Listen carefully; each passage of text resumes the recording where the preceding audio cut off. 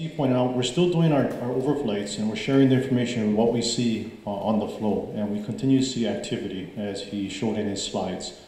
We do the overflights in the morning. Again, we apologize if we're coming over your homes a little early. 6:30, still dark.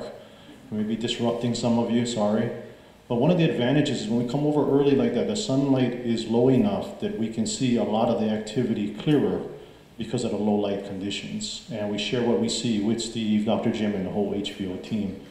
The other thing we can see too is what's happening with the breakouts upslope.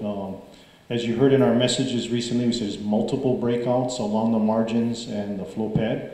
They're very small. What we see is a lot of smoke plumes coming off, like smokestacks off the flow itself, indicating that where the tube system is at, where we're having leakage, where we're seeing activity along the edges.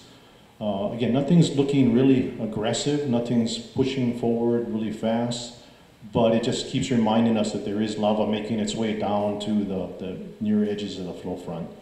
So again, we're going to continue that, and again, I apologize if we're flying over early and maybe disrupting some of you. We'll try to avoid the populated areas, fly a little higher, again, make it as least intrusive as we can on you. The other thing is that, good news. I think you've been reading the paper where the merchants are coming back. From the very start, when they were making plans to suspend their operations and move out, we've maintained very close communications with the merchants. Even recently, with every change in the flow, we tell them what's happening. And really, my hat goes off to their corporate leadership and the managers.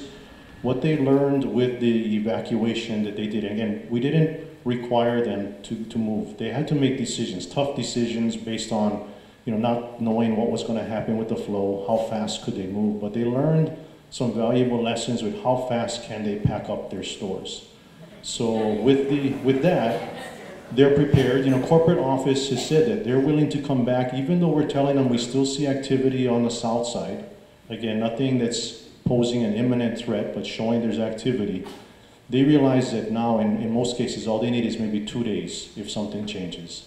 So they're willing to take that risk, come back, open their doors, provide services, get people back working in the community, and provide access to their goods and services to you folks. So kudos to the merchants.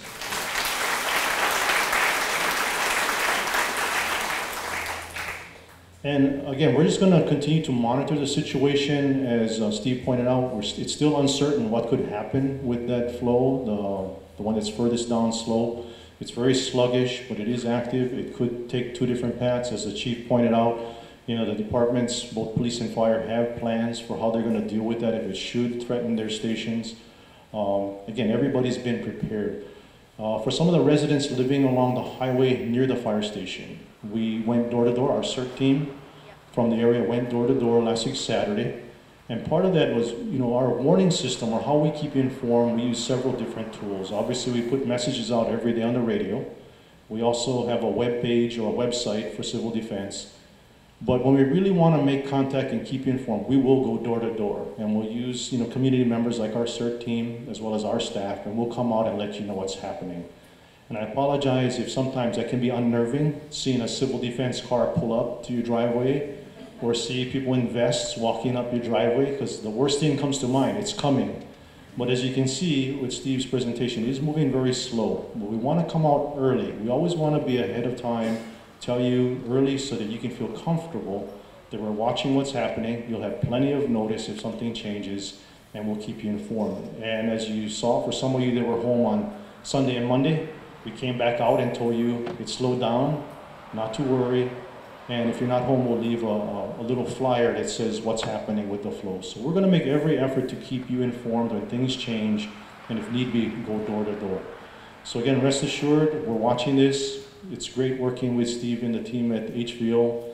It's just tremendous partnership, everybody working together, and we'll continue to keep you informed and keep you safe. So again, thank you for coming out for the meetings, and we'll all be here to answer questions. So thank you.